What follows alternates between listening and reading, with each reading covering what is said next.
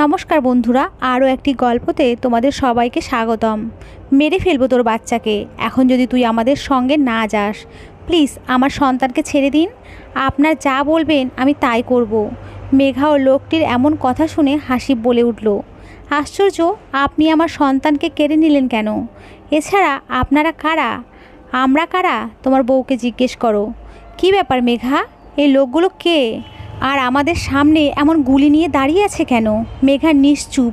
চুপ করে থেকো না, সব সত্যিটা বলো মেঘা। সব কিছু জানার পরে তুমি কি আমাকে আপন করে নিবা আর কখনো? একবার যখন আপন করে নিয়েছি ছাড়ার কোনো প্রশ্নই আসে না। বলো তুমি। আমি একজন মোস্ট ওয়ান্টেড ক্রিমিনাল। আমার সত্যিকারের নাম হলো চৈতি খানম। এই রংপুর শহরের সব থেকে বড় মাফিয়া। আজ থেকে 3 বছর আগে 20টা বিজনেসম্যানকে হত্যা করেছি, যারা গরিবকে হক মেরে খায়। এরপর থেকেই পুলিশ আমার পিছনে লেগেই আছে।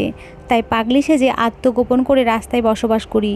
মেঘার মুখে এমন কথা শোনা মাত্রই সেখানে সবাই ভয়ে থর থর করে কাঁপতে থাকে। কি?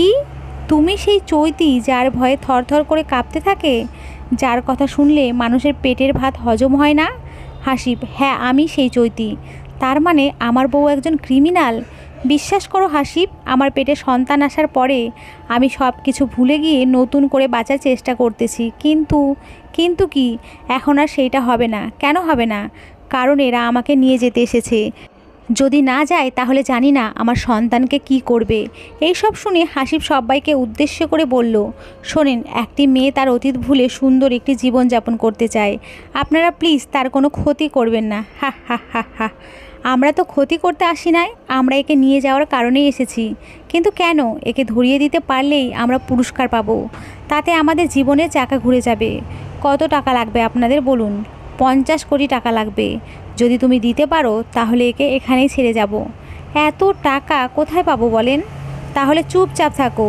এই চৈতি, আমাদের সঙ্গে চল, না হলে তোর সন্তানকে গুলি করে মেরে ফেলবো। হ্যাঁ আমি যাব, কিন্তু তোমরা আমার সন্তানকে আগে আমার কাছে ফিরিয়ে দাও। আমরা পাগল নাকি? কেন? তোর বাচ্চাকে তোর কাছে দিলেই তো আমরাও শেষ হব এখানে। আমি কিচ্ছু করব না, তোমরা চাইলে আমাকে বেঁধে রাখতে পারো। মেঘা, যার অরিজিনাল নাম হলো চৈতি, আমরা এখন তাকে চৈতি নামেই ডাকবো গল্পে। তো চৈতির এবং সন্ত্রাসীর এমন কথাবার্তা শুনে সেখানকার পুলিশ, উষা এবং হাসিবের মায়ের মাথায় যেন আকাশ ভেঙে পড়ল। সবাই শুধুমাত্র তাদের দিকে নিশ্চুপ হয়ে তাকিয়ে আছে, কিন্তু কিছু করতে পারছে না। এই তোরা সবাই চৈতির হাত এবং চোখ ভালোভাবে বাঁধ, কোনোভাবেই যেন পালাতে না পারে। আর চৈতি, তুমি যদি একটুও চালাকি করো তাহলে তোমার সন্তান কিন্তু এখানেই শেষ হবে। ঠিক আছে। এরপরে 2জন লোক চৈতির হাত এবং চোখ বেঁধে ফেলে।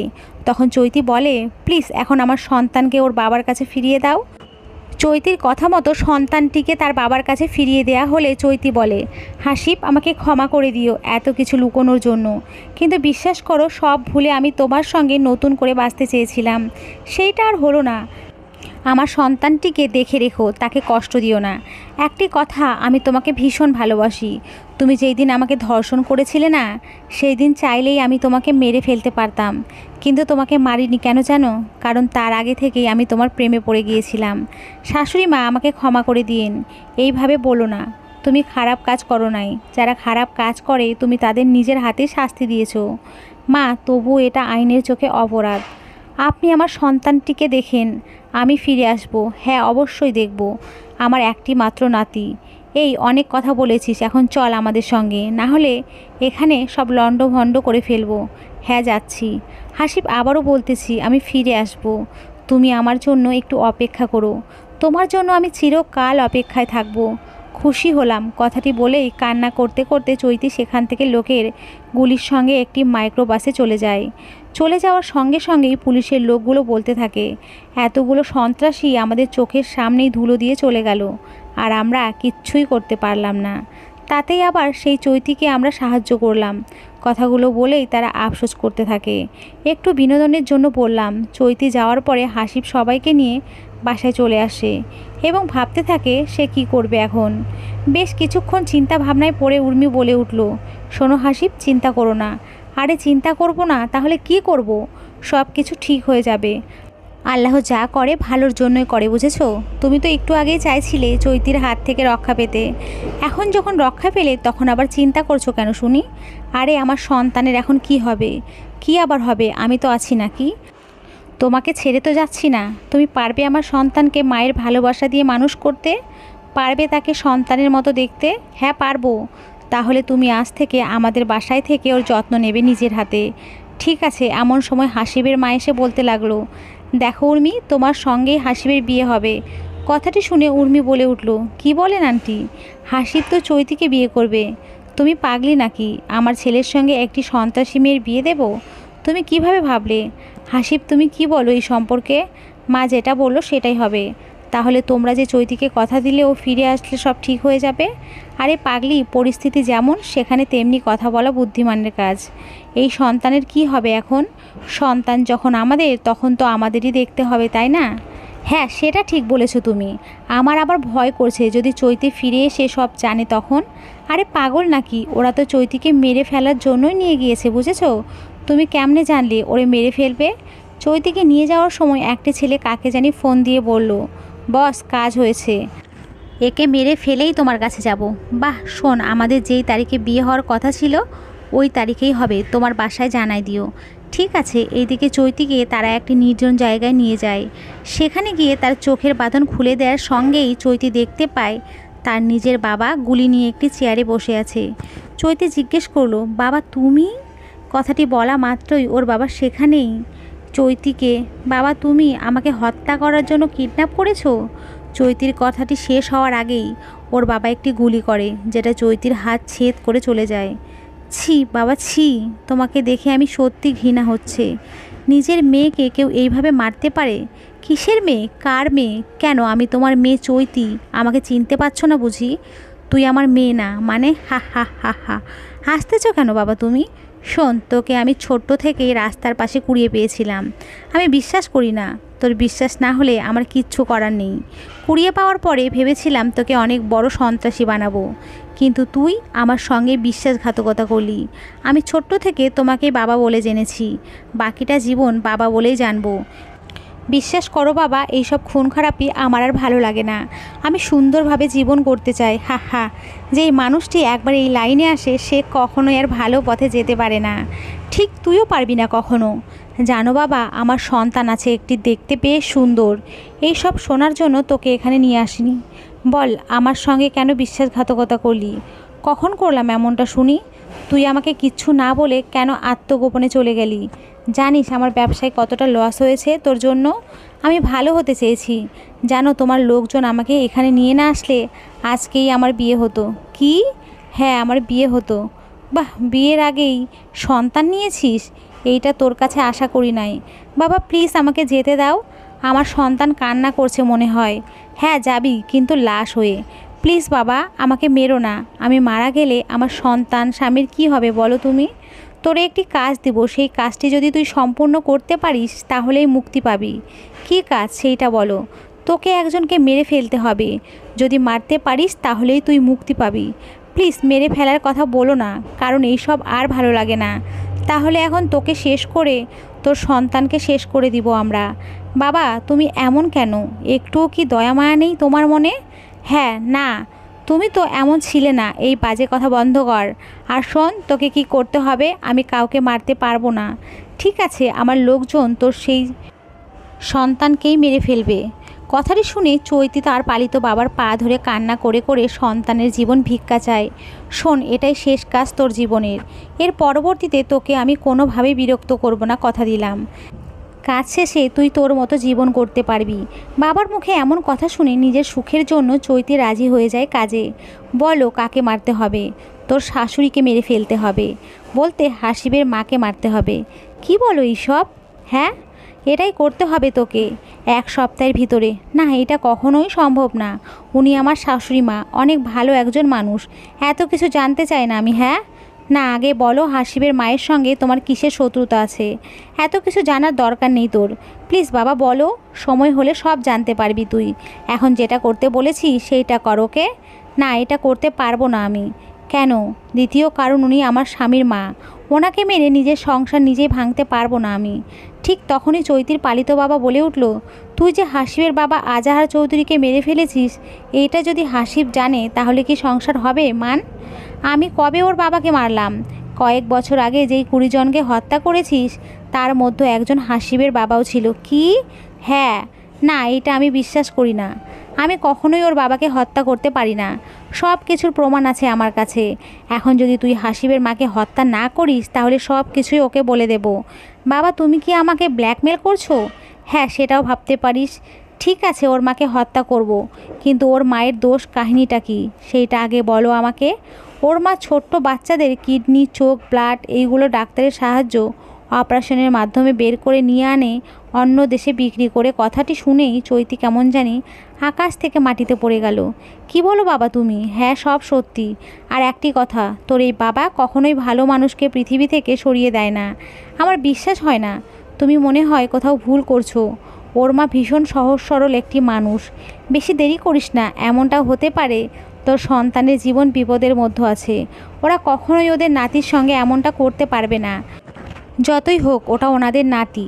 বেশি বোঝা আমি পছন্দ করি না। আজ বাসায় চলে যা, আমার লোকেদের সঙ্গে কাল আবার কথা হবে। না, আমি বাসায় যাব না। তাহলে কোথায় যাবি? জানি না। ঠাস ঠাস ঠাস। আর একটি কথা বলে আমার থেকে খারাপ কেউ হবে না, বলে দিলাম। এই, তোরা এর হাত পা বেঁধে বাসায় নিয়ে যা। চৈতির বাবার কথা মতো আবার তারা চৈতিকে হাত পা বেঁধে বাসায় নিয়ে যায়। এইদিকে উর্মি হাসিবকে বলে, শোন, আমি বাসায় বলেছি যত তাড়াতাড়ি সম্ভব আমাদের বিয়ের ব্যবস্থা করার কথা। ওরা বলেছে এই শুক্রবার আমাদের বিয়েটা দিবে। তাহলে তো ভালোই হলো। হ্যাঁ, তাড়াতাড়ি হলে পরবর্তীতে চৈতি আসলে আর কোনো সমস্যা করতে পারবে না, কারণ তখন আমরা স্বামী স্ত্রী হব। Good idea. হাসিব, তোমার বাচ্চাটি কোথায়? দেখছি না। আমার মা ওর ব্যবস্থা করছে। তোমাকে এইসব নিয়ে চিন্তা করতে হবে না, তাহলে আরও ভালো। এইভাবে 2টি দিন কেটে যাওয়ার পরে চৈতির বাবা চৈতিকে এসে জানায়, শোন চৈতি, হাসিবের বিয়ে শুক্রবার। ওই দিনেই ওর মাকে মেরে ফেলতে হবে। কি? কার বিয়ে? হাসিবের বিয়ে উর্মি নামের একটি মেয়ের সঙ্গে। আমি বিশ্বাস করি না। তুই তো কিছুই বিশ্বাস করিস না। যখন সত্যিটা নিজের চোখে দেখবি সেই দিন ঠিকই বুঝবি। হাসিব আমার সঙ্গে এমনটা করতে পারে না বাবা। সেটা শুক্রবারেই দেখতে পাবি। রেডি হয়ে নে, সামনেই শুক্রবার। কথাটি বলেই চৈতির বাবা চলে যায়। আর চৈতি ভাবতে থাকে কি হচ্ছে এইগুলা তার সঙ্গে। এরপরে এইভাবে আরও 2 দিন যাওয়ার পরে সেই কাঙ্ক্ষিত শুক্রবার চলে আসে। আর চৈতির বাবা অনেক মিশন, তাই নিজেকে প্রস্তুত করে নিচ্ছে। অন্যদিকে হাসিব উর্মিও বেশ খুশি, কারণ তাদের আজ বিয়ে। তো সারাদিন প্রস্তুতি নেয়ার পর চৈতি যখন রাতে গোপন রাস্তা দিয়ে বিয়ে বাড়িতে ঢুকতেছিল, এমন সময় দেখে সেই রাস্তায় তার সন্তানকে।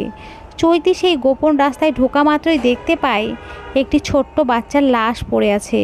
বাচ্চাটির সামনে গেলে চৈতি দেখতে পায় এটা আর কারো সন্তান না, এটা তো আমার সন্তান। নিজের সন্তানকে এমন অবস্থায় দেখা মাত্রই কোলে তুলে নেন। কোলে নেওয়ার সঙ্গে সঙ্গে আবারও চমকে ওঠেন, কারণ এর তো চোখ, কিডনি কিচ্ছু নেই শরীরে। মনে হচ্ছে নিজের সন্তানকে এমন অবস্থায় দেখতে হবে সেটা কখনোই ভাবতে পারেনি চৈতি। রাগান্বিত হয়ে আবার একটু সামনে যেতেই দেখতে পায় তার সন্তানের মতো আরও অনেক সন্তান এখানে পড়ে আছে। এই সব দেখে চৈতির বাবার কথা মনে হয়, সত্যি তার বাবা কোনো মিথ্যা কথা বলেনি। চৈতি মনস্থির করে ভিতরে ঢুকে সবাইকে মেরে ফেলবে, সন্তান হত্যার প্রতিশোধ নেবে। কথাটি বলেই হনহন করে বাড়ির ভেতরে ঢুকে পড়ে। বাড়িতে ঢোকা মাত্রই দেখতে পায় হাসিব ও উর্মির বিয়ের কাজ সম্পন্ন করতেছে কাজী। চৈতি চিৎকার করে বলল, যাদের নিজের জীবনের মায়া আছে তারা এই বিয়ে বাড়ি থেকে পালিয়ে যাও, না হলে সবাইকে এখানেই মরতে হবে। কথাটি শোনা মাত্রই সেখানে হইচই লেগে যায়। ক্ষণিকের ভিতরে অনেক লোক পালিয়ে যায়। এইদিকে চৈতিকে দেখা মাত্রই উর্মি এবং হাসিব দুজনেই থরথর করে কাঁপছে। একরাশ ভয় নিয়ে হাসিব জিজ্ঞেস করলো, চৈতি, তুমি এখানে? বুঝলাম না। সব বুঝবি, ধৈর্য ধর। দেখো, আমি কিন্তু উর্মিকে বিয়ে করছি শুধুমাত্র আমাদের সন্তানের ভালোর জন্য। সাথে উর্মিও বলে উঠল, হ্যাঁ চৈতি, আমি তোমার সন্তানকে নিজের সন্তানের মতো দেখাশোনা করার জন্যই এই বিয়েটা করছি, কারণ তোমার জীবনটা রিস্কি। তোমার কিচ্ছু হলে সন্তানকে দেখাশোনা কে করবে বলো? তাই তো অবশ্যই তোরা দুজনে সঠিক কাজ করছিস। এখন একটু আমার সন্তানকে দেখাও, আমি এখান থেকে চলে যাব। সন্তান দেখার কথা শুনে হাসিবের মায়ের মুখটি মলিন হয়ে গেল। হাসিব ওর মাকে বলল, মা নিয়ে আসো আমার সন্তানকে, ওকে দেখেই চৈতি চলে যাবে। না, সন্তান দেখা হবে না। আমি চাই না চৈতি দেখে আমার একমাত্র নাতি বংশের প্রদীপ কষ্ট পাক। কি বলো মা? হ্যাঁ, যা বলেছি সেটাই।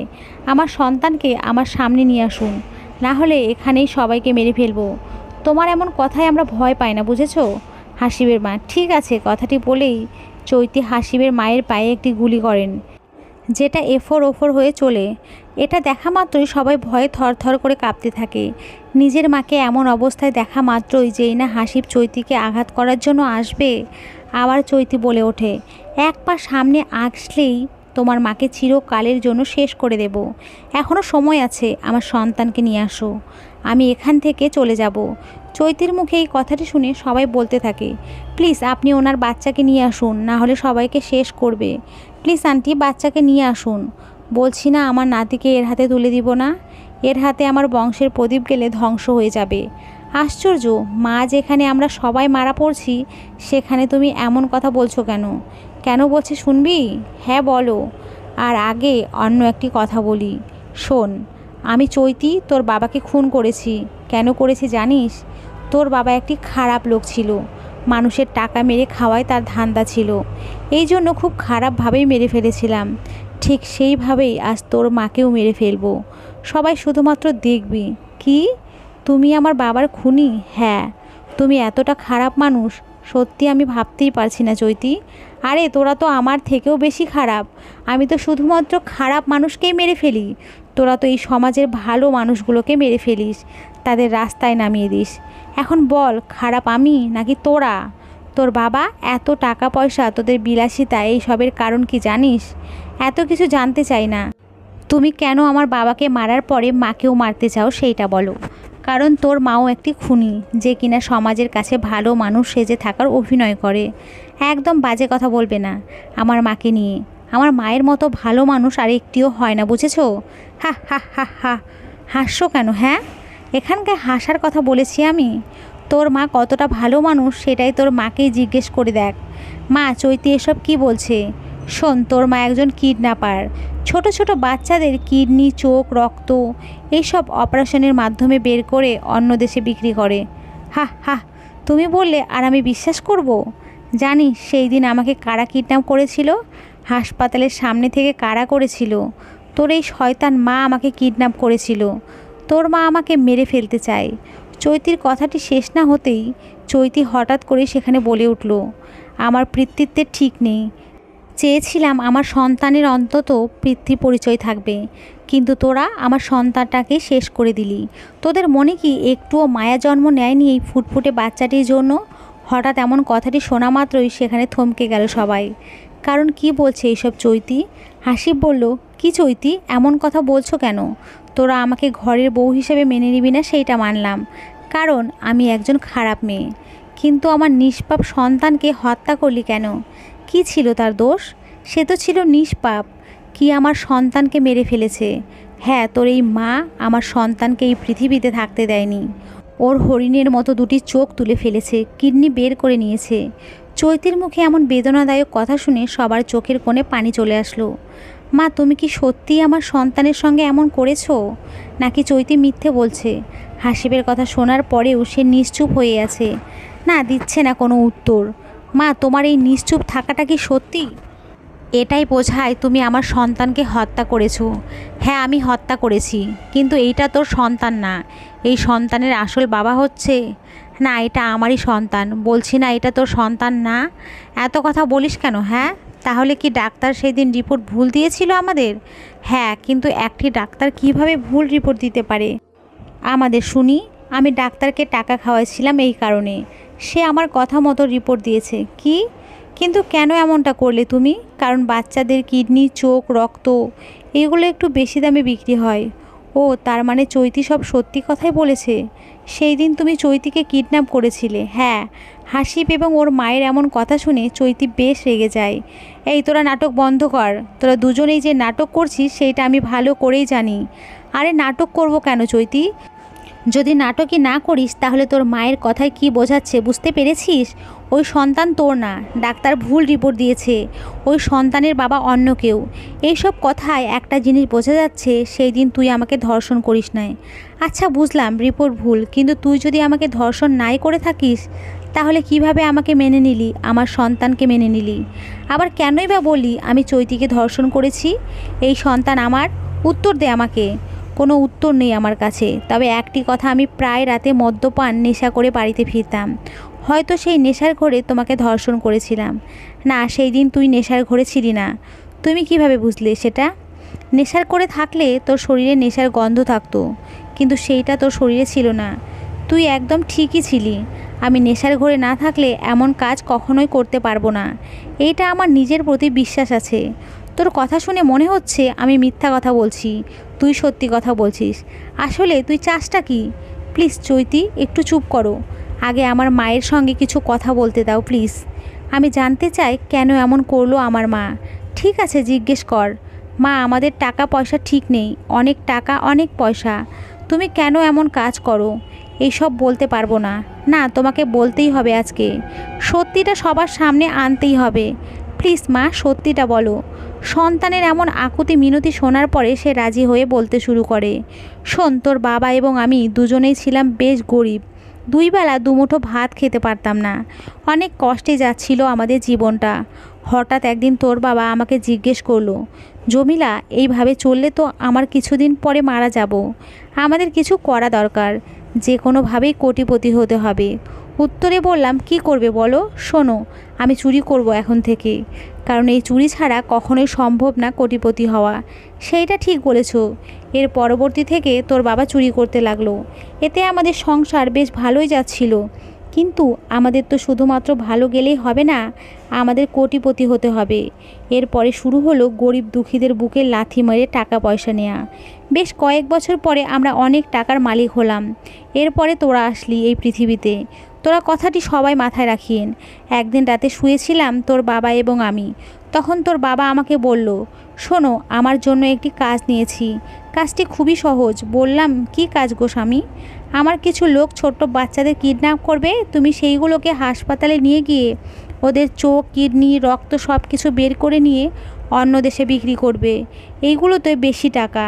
তোর বাবার এমন কথা শুনে আমিও টাকার লোভে পড়ে গেলাম এবং এই কাজ করতে লাগলাম। তারপর থেকে এই পর্যন্ত লেগেই আছি। এর মাঝে হঠাৎ তোর বাবাকে খুন করা হয়। সেই খুনিটা এই চৈতি করেছিল, যা আমি আগে থেকেই জানতাম, যার কারণে হাসপাতালে ওকে আমি কিডন্যাপ করিয়েছিলাম।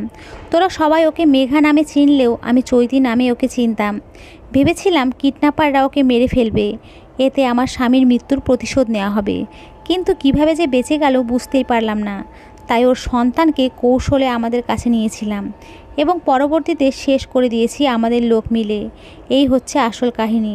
হাসিবের মায়ের মুখে এমন কথাগুলো শুনে উর্মি যাকে দিয়ে হাসিবের বিয়ে হচ্ছিল, সে বলে উঠল, এই বিয়ে আমি করব না। এত খারাপ মানুষ পৃথিবীতে বেঁচে আছে ভাবতেই পারছি না আমি। হাসিব, আমাকে মাফ করে দিও। এই বিয়েটা আর হবে না। জেনে শুনে একটি খারাপ মানুষের ছেলেকে আমি বিয়ে করতে পারবো না। ছি মা, ছি। তোমরা এতটা খারাপ মানুষ ভাবতেই লজ্জা লাগছে আমার। না জানি কত নিরীহ মানুষের জীবন তোমরা শেষ করে দিয়েছো। তুমি আমার সন্তানটাকেও এই পৃথিবীতে থাকতে দাওনি। ফুলের মতো নিষ্পাপ শিশুটিকে মেরে ফেলেছো। তোকে বলছি না ওই সন্তানটি তোর না? ওই সন্তানটি হলো। থামলে কেন বলো? ওই সন্তানটি কার? কে তার আসল বাবা? জানি না আমি। এত টাকা পয়সা থাকার পরেও এমন কাজ কেন করো তুমি মা?